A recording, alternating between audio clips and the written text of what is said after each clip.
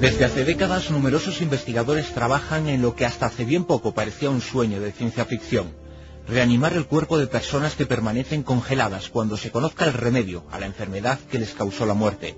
Es la criogenización, un asunto sobre el cual se ha escrito mucho, a veces incluso demasiado.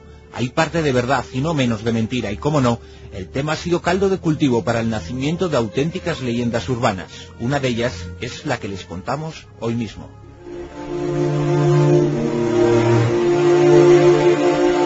Hace apenas un mes, una importante agencia de noticias distribuía un reportaje respecto a la criogenización.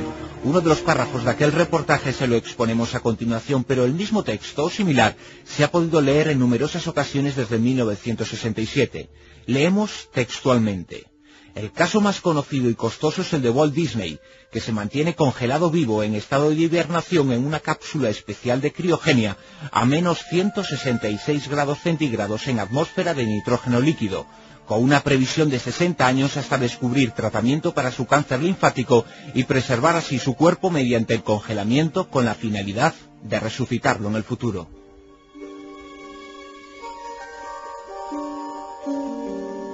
La información ofrecida como verídica no refleja sino una de las muchas creencias que se argumentan cuando se habla de criogenización.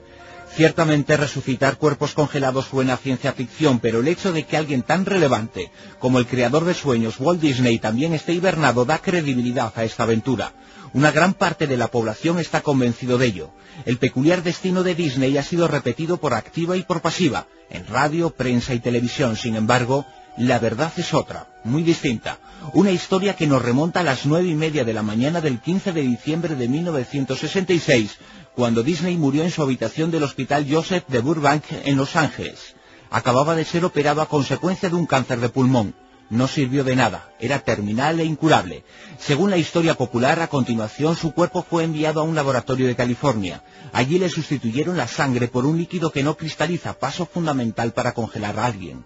Acto seguido, la temperatura de su cuerpo se redujo de forma paulatina hasta que se estabilizó.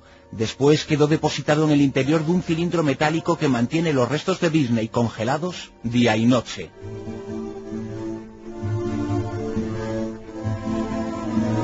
Pero según los certificados de muerte y enterramiento, la realidad circula por otra senda. Se celebró un funeral íntimo y sus restos fueron incinerados. La vasija que contenía las cenizas fueron enterradas a 2 metros de profundidad bajo una pequeña escultura que se elaboró en honor del mítico creador. Se encuentra en un pequeño jardín privado del Forest Lawn Memorial Park, cerca de Los Ángeles, cerca de donde vivía el genio. Allí continúa hoy, 40 años después. Por duro que resulte aceptar para algunos, Walt Disney no se encuentra congelado. No resucitará jamás, ni siquiera cuando la ciencia pueda celebrar haber descubierto un remedio contra el cáncer.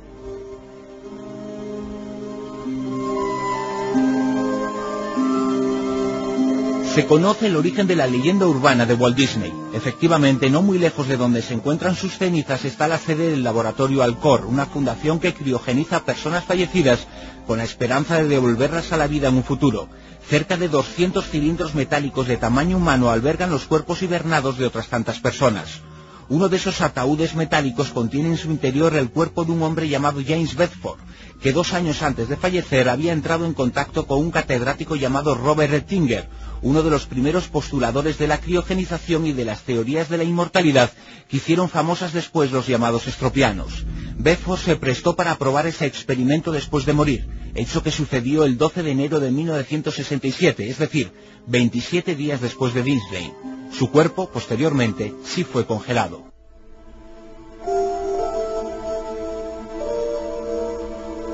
Uno de los seguidores de esas teorías sobre la inmortalidad era, por aquel entonces, Roy Disney, a la sazón hermano de Walt Disney. Fue el quien divulgó por primera vez que su hermano se había sometido a ese proceso de hibernación, pero en realidad lo que hizo fue atribuir el procedimiento al famoso dibujante y no al citado James Bedford, cuyo cuerpo fue tratado tras la muerte del modo que señalábamos al comienzo. Desde entonces, desde que Roy Disney usurpó esa historia que en cierto modo plagió para dar más énfasis y popularidad a las teorías de la inmortalidad, son muchos los que han citado a su hermano como ejemplo de la seriedad de esta apuesta científica. Ni los esfuerzos actuales de la familia Disney para desterrar el mito ni los especialistas en leyendas urbanas sirven de nada. Recientemente, el propio tío de Disney inauguró una exposición en Caixa Forum de Barcelona. Aprovechó la ocasión para negar que hubiera sido congelado. Incluso recordó que la leyenda urbana se la creyó el propio Salvador Dalí, con quien había trabajado en un cortometraje de animación elaborado en 1946. Lo que no señaló es que su propia familia ayudó a difundir el mito. Eso sí, hay algo de verdad en toda esta historia. La criogenización existe. 200 personas esperan congeladas a que sea una realidad. Otra cuestión es que en el futuro pueda llegar a ser efectiva.